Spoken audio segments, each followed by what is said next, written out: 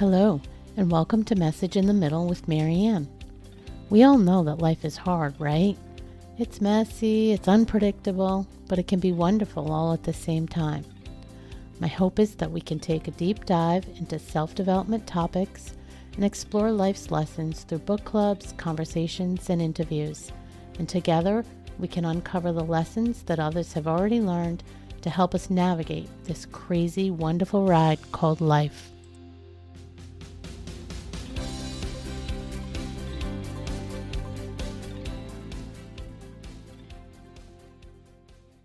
Hello and welcome to Message in the Middle with Marianne, and today I'm having a follow-up conversation with Sadie Titchelaar.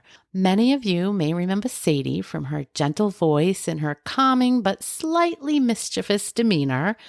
But as a quick reminder, Sadie's a self-connection coach who talked with me at the start of the Rest and Play series. And she also introduced many of us to the concept of shadow work during that conversation. Based on your feedback and honestly my own interest, I reached back out to Sadie shortly after the episode and asked her if she'd be interested in doing a follow-up so we could focus a little bit more exclusively on shadow work. And she said yes, thankfully. So first, let me say welcome back and thank you for joining me again, Sadie. Thank you. It's my pleasure. Any excuse to talk about one of my favorite subjects. I'm glad to be here.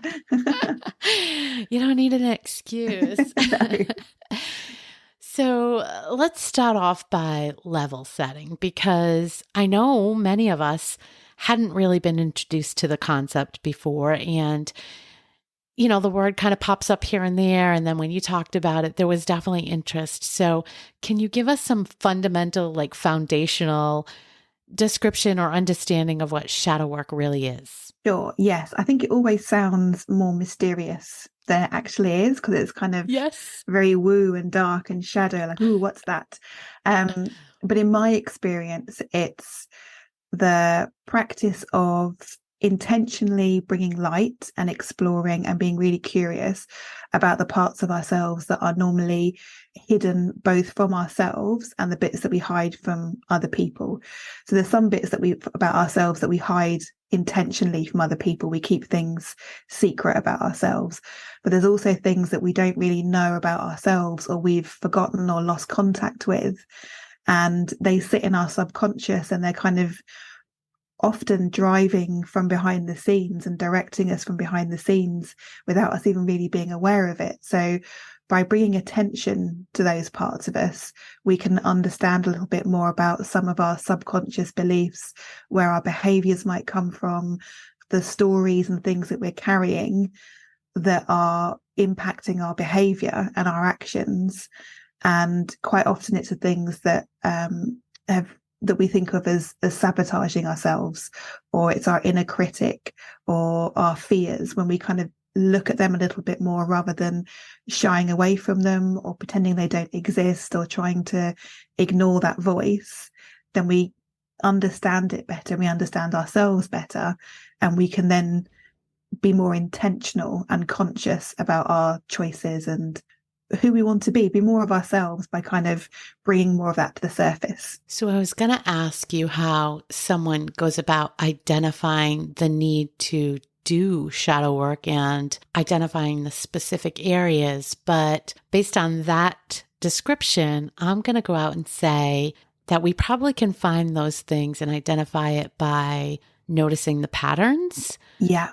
Noticing the patterns of sabotage or the patterns of those voices in our head. Is that what you would say? Yeah, I think we live so much of our life on autopilot that we don't always pay attention to the things that happen around our thoughts. There's a thought, a feeling, and we move on before we've kind of spent time going, well, actually, where did that come from? Or is that my voice that I'm hearing? Or is that someone else's voice from so many years ago and it's stuck and left an imprint, and I'm replaying it? So yeah, the noticing bit is the first step. The kind of notice, when does your inner critic pop up? Is it when you're doing a certain thing, when you're with a certain person, when you're about to perform a certain thing, like give a presentation or go on social media and do a reel or something? Does your inner critic pop up then? Does it pop up when you go to see your parents or other family members, what's the trigger for it? And noticing what causes that voice to come up and then being curious about that rather than just dismissing it or moving through it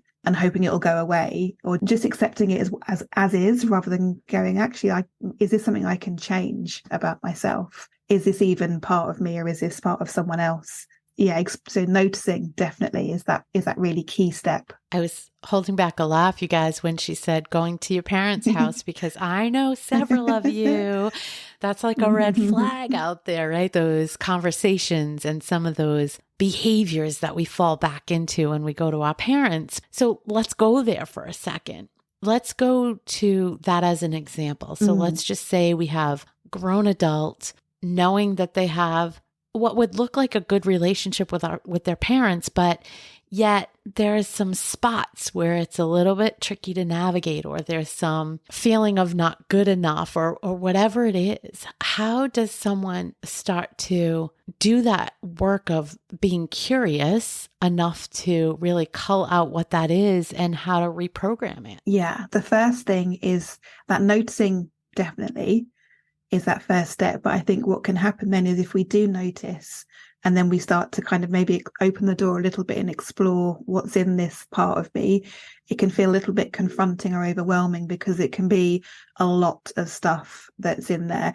Shadow work can bring up not only just conditioning that we've had for a long time, there could be trauma in there as well. And there could be lived experience, which is uncomfortable to look at in harsh light. So the first thing for me with shadow work is always to greet whatever you find with compassion and not to judge anything about yourself, because you're never going to understand fully every aspect of yourself. We're too complex to ever understand ourselves.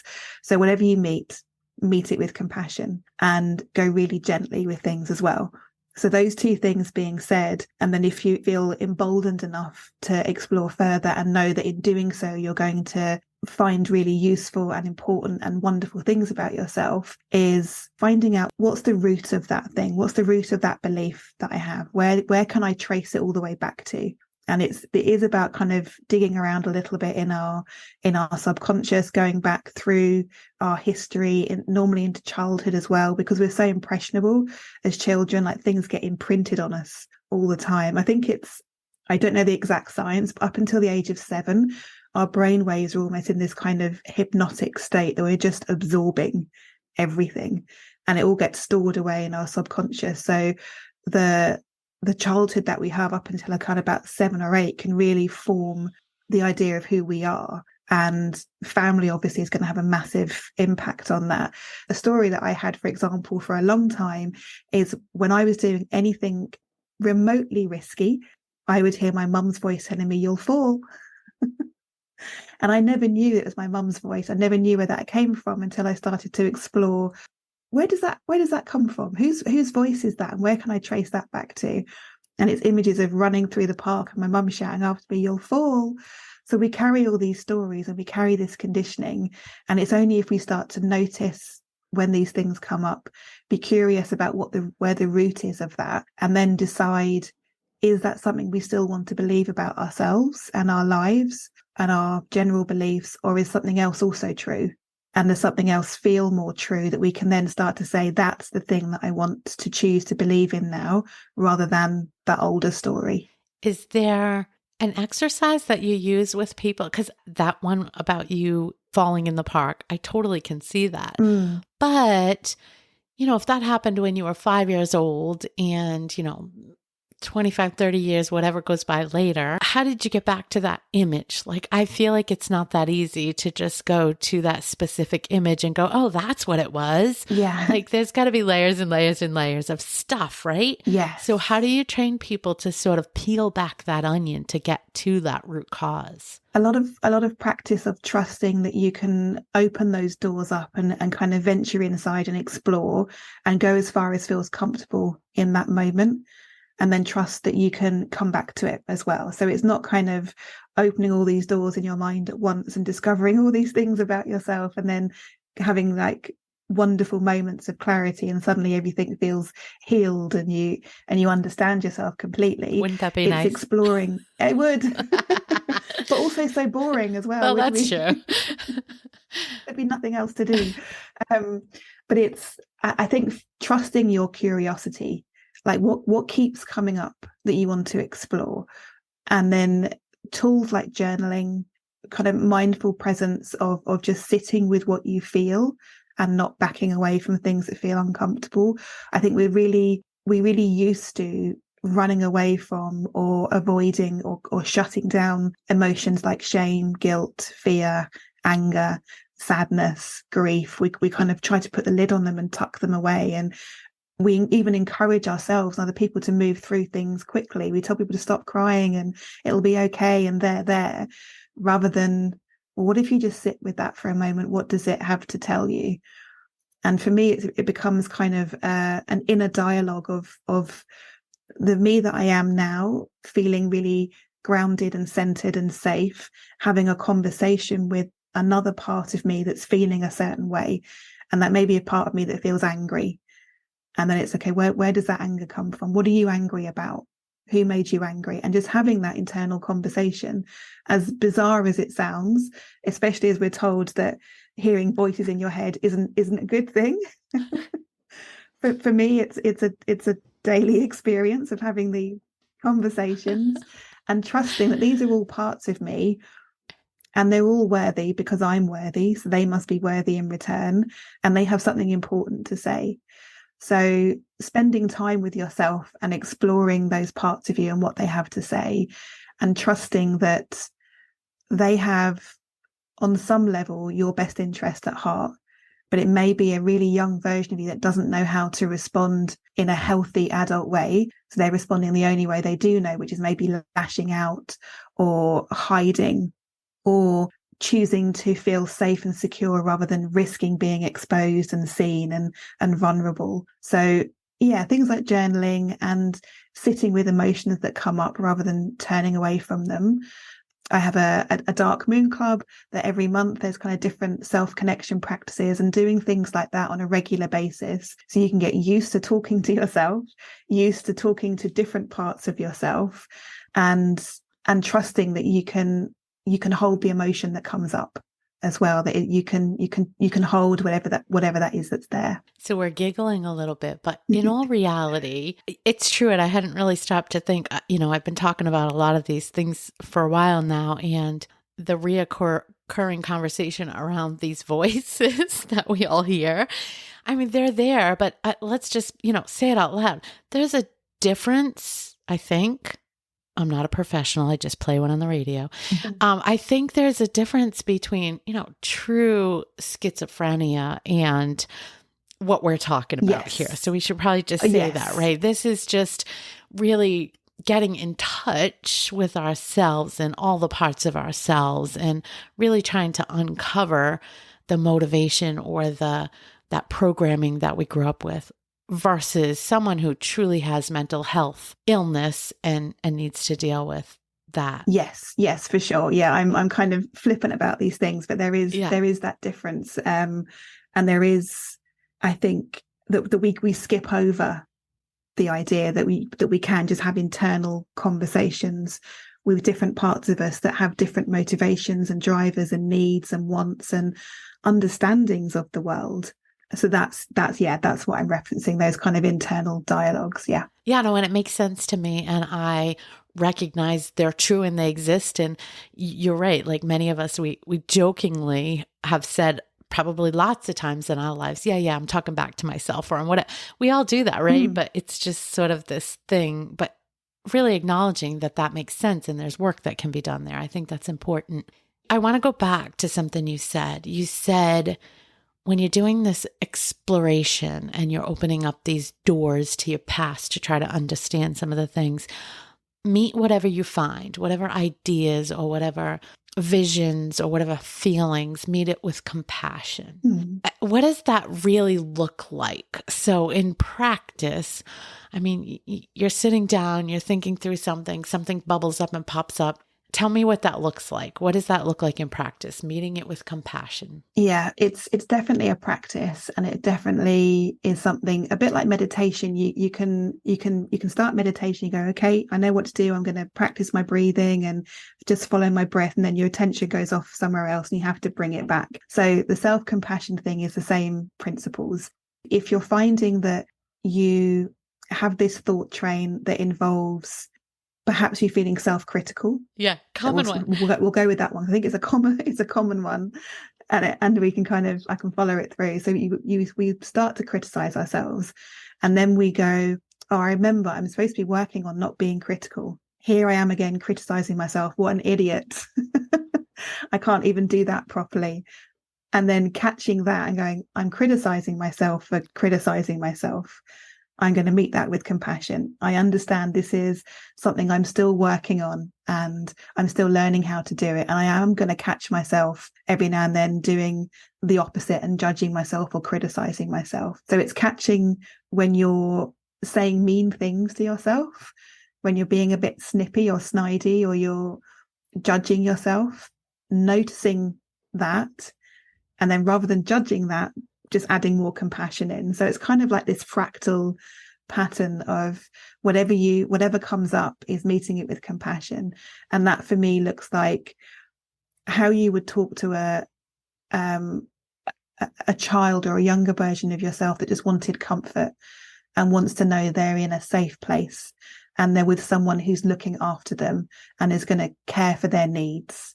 And treating yourself that way. Sometimes I even I'll hold my own hand, or I'll rub the back of my hand, or I'll give myself a hug, just to give myself that extra feeling, that extra kind of somatic sensation of being cared for, and it's okay. And something else I think is a really lovely practice is the Ho'oponopono practice, the Hawaiian practice, and it's a repetition of 4 key phrases, which are I'm sorry, I love you, please forgive me, thank you. And it's that the repetition of that to yourself, that's kind of soaked in compassion for me, that idea of I'm sorry, please forgive me, I love you, thank you. And the order doesn't matter, it's just those 4 phrases. So if you ever get stuck of how to be compassionate with yourself, that's a brilliant place to start, those 4 things. I've heard that before. Or at least I wasn't remembering the name of it, but I love that. I love that because it's something that's fairly easy to do. I mean, you might need a cue card to remind yourself at first, but just saying the words, to your point, just saying those words sort of calms you down and brings you to that space. Yeah. So I think that's really neat. Yeah.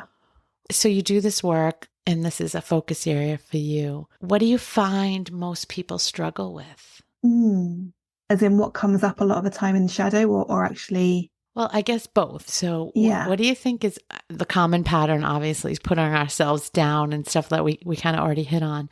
Anything else that's like a very common pattern, but also where do people get mostly stuck trying to get past it? Yeah. Okay.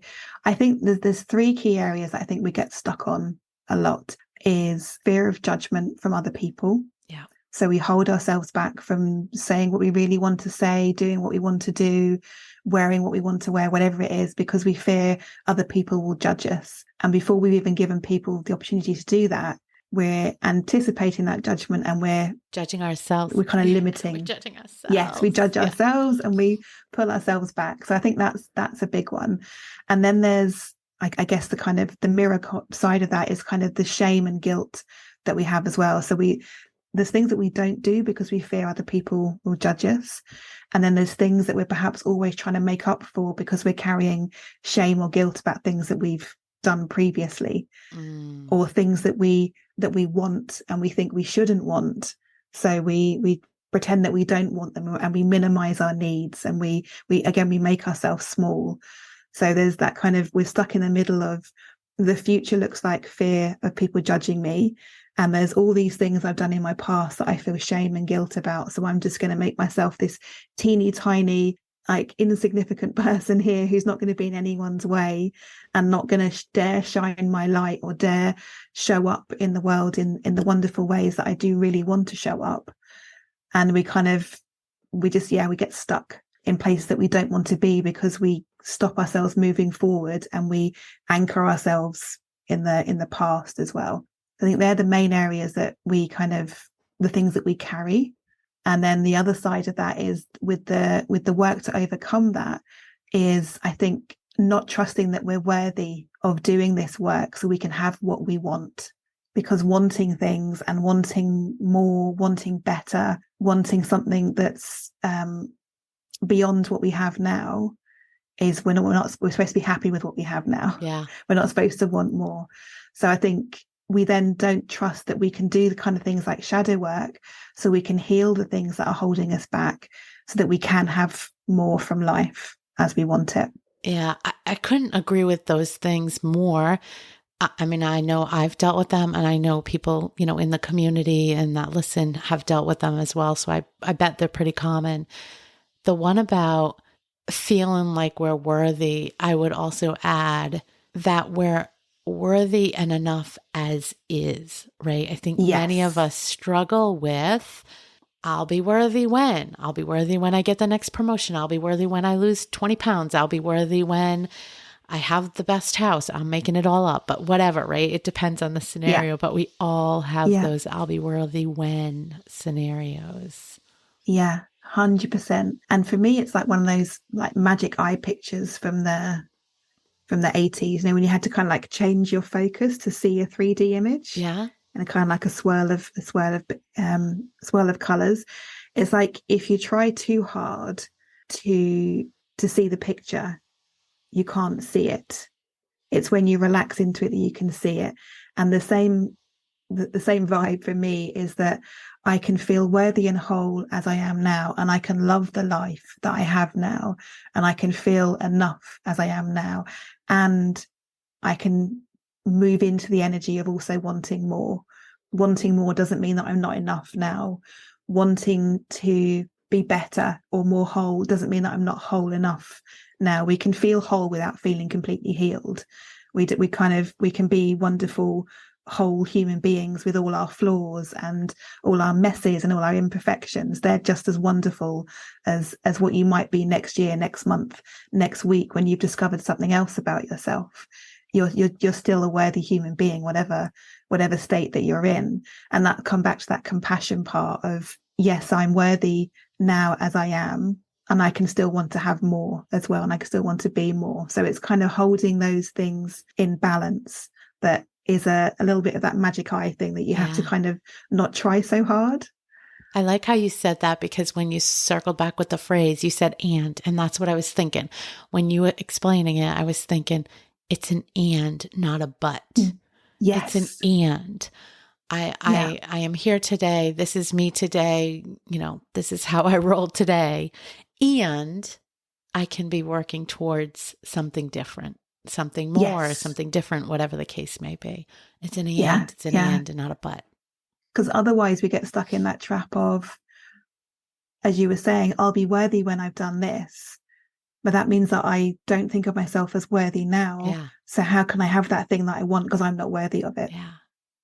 So you have to have that worth now. Yeah. And know I'm worthy enough to have what I want. And then you can have that as well. Well, and it's also, I feel like mostly it's a hamster wheel of a chase, because if you say I'll be worthy when I lose those 10 pounds or I get that job or whatever, my experience is that when you lose that 20 pounds or you get that job or whatever it is, there's another thing. There's another, if then. And so, we have to train ourselves, I think is probably an okay word. We have to train ourselves to be comfortable and accepting of who we are now. Yeah. And to have that internal validation, not seeking it from an external source. So if we're outsourcing our sense of worthiness on a scale that someone else is setting for us, then we're never going to measure up, because one, there's too many scales of things we need to measure up to, and two, it's always going to be someone else's opinion of us, and we're always going to be seeking that opinion, rather than going, I don't care what your opinion is, because I know intrinsically within me I'm worthy, and I love who I am, imperfect as I am, and that's enough. I honestly think that is one of the biggest things that people suffer with, probably women in middle age especially. They've come to this point, and it's one of the biggest things that I hear over and over and over and over, that everyone has grown up looking to external factors for that validation, and shedding that practice is really hard. Yeah. Yeah. And I can talk about all these things and, oh, you should feel worthy. And it's just a matter of you just do this and then it's fine. But underneath it is all the work and it is work, but it's worthy work. And I was thinking the other day, I was making myself some breakfast. I was making toast. I love having toast. Every time I use a toaster, crumbs get everywhere. And it's like, if I want to have the toast, there's going to be crumbs. So if you want to have that kind of enriched sense of who you are, there's going to be kind of messy bits that you're going to have to deal with as well. And it's just in any part of life, that's the payoff. If you want to have the good stuff, then you have to kind of deal with and acknowledge the slightly ickier stuff as well. I kind of like that. I kind of like that, acknowledging it, right? Because it's there regardless of whether we want to acknowledge it or not, but it's going to be there. Yeah. Yeah. Yeah. That's so interesting. So, all right, this is a little off topic maybe, but you hit on that monthly practice you have, so it's sort of leaning into it.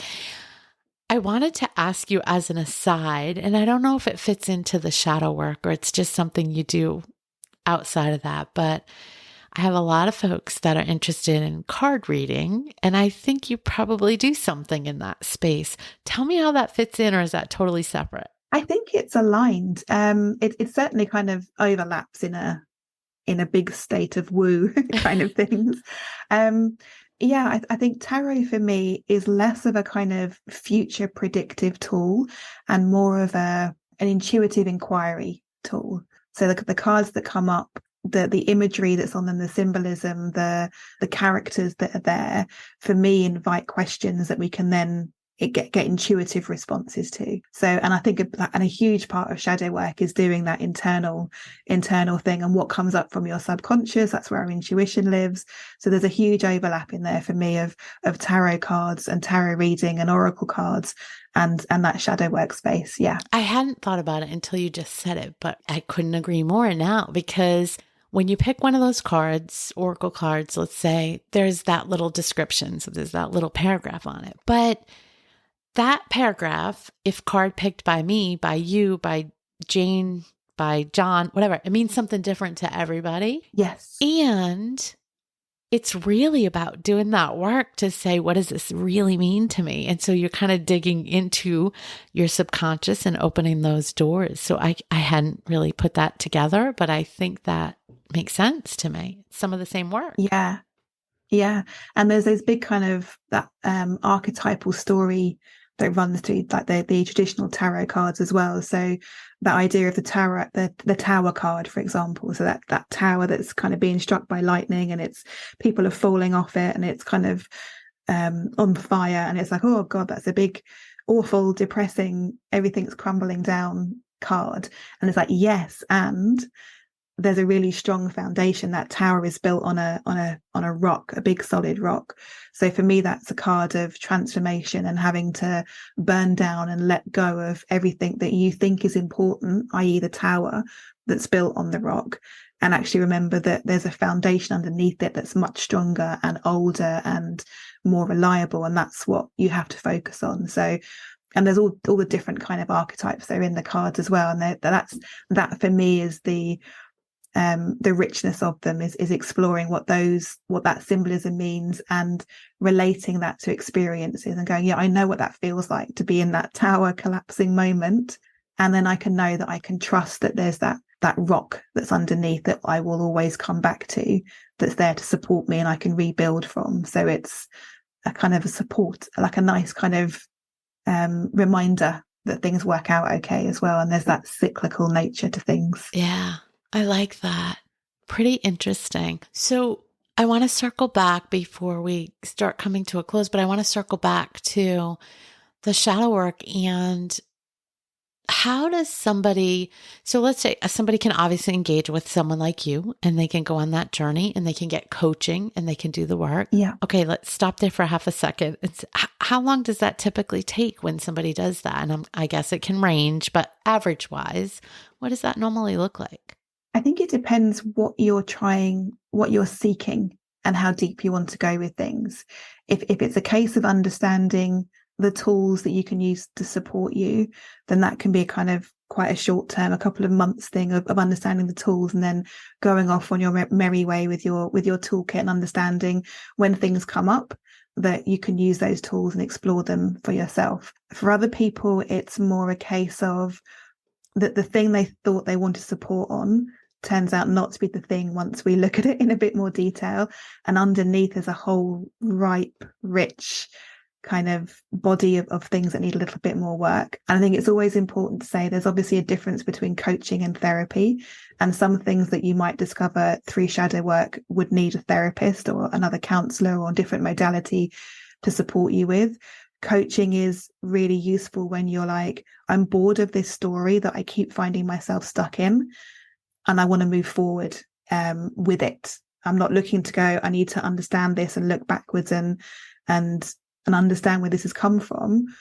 It's I want to understand how I can move forward with this, and that can take a various amount of times. I have a coaching program that runs for 6 months, and I feel like that's always a nice size container to get into something that feels deep enough to explore, and then be able to move on. And kind of coming back to that cycle, you can kind of go through that at a pace that feels like you're getting somewhere, and then move on to that next phase of exploring things for yourself as well. And then if somebody doesn't want to get into coaching for whatever reason, they can't afford it, they just don't believe in it, whatever, let's kind of recap how they could start. So first thing we said was identifying the patterns, identifying those same things that keep popping up for them that cause them to second guess themselves, I guess I could say.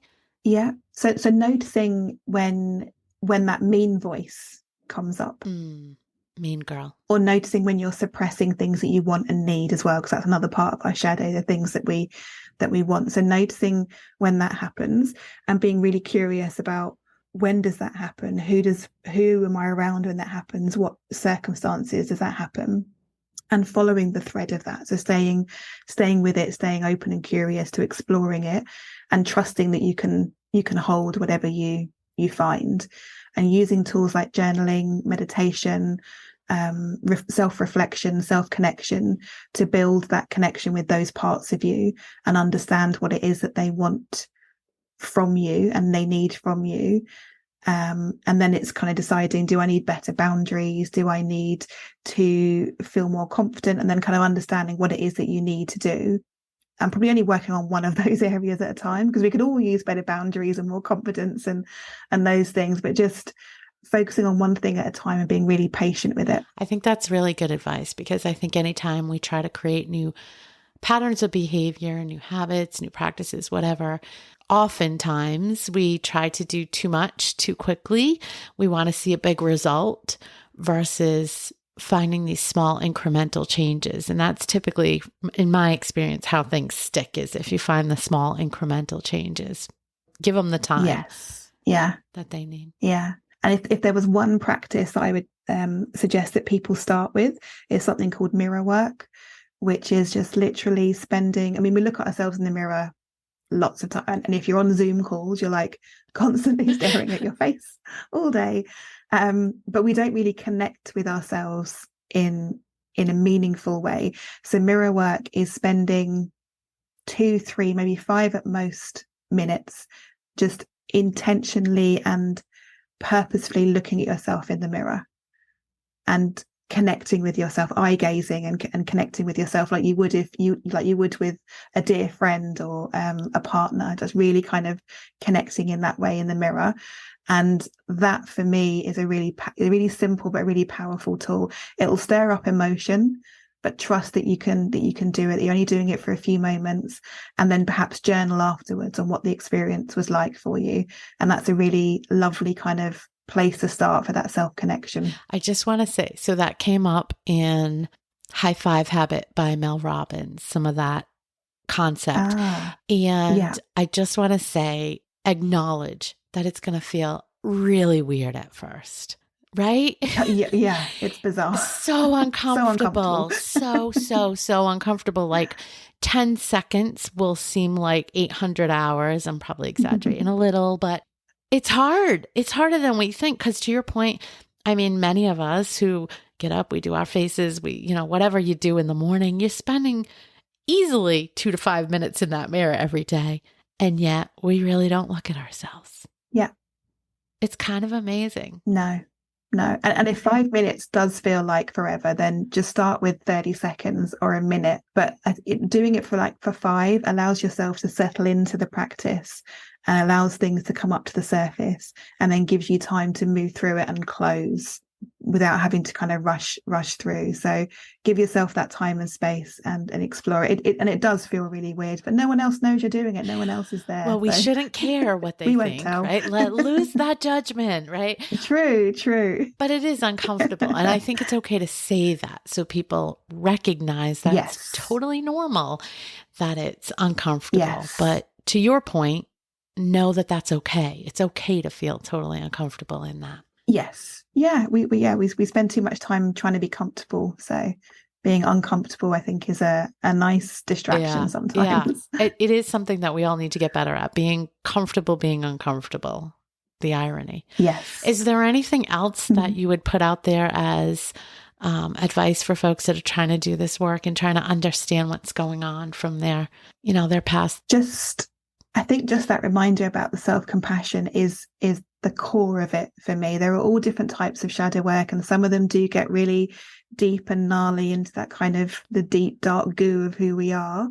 And that's great. You can get there. But if you're just starting out and you want to explore it, then just keep heaping on more and more compassion for it, because it does feel confronting. It does feel unnatural, and there will be things that come up that feel a little bit jangly for your nervous system. So meeting that with compassion and the gentleness and the kindness that you would give to it, like your 5-year-old self, that you wanted to make sure they felt safe and loved and nurtured, then that's the treatment that we should all have for ourselves. Always. I think That's how we should talk to ourselves. Yes. Listen, before we go, you said jangly, and I have to tell you how many people picked up on that last time and love that word.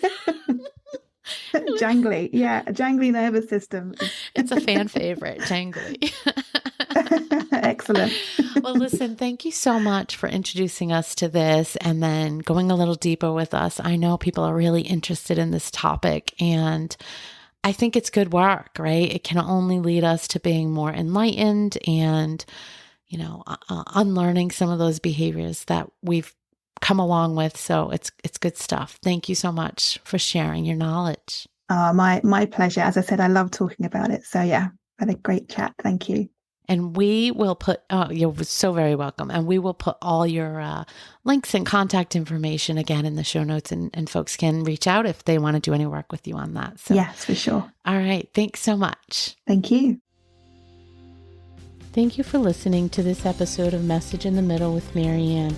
If you enjoyed the podcast, please take a minute to share it and write a review, as it helps bring new listeners to our audience. If you'd like to keep the conversation going between episodes, please join us at Facebook group Message in the Middle with Marianne.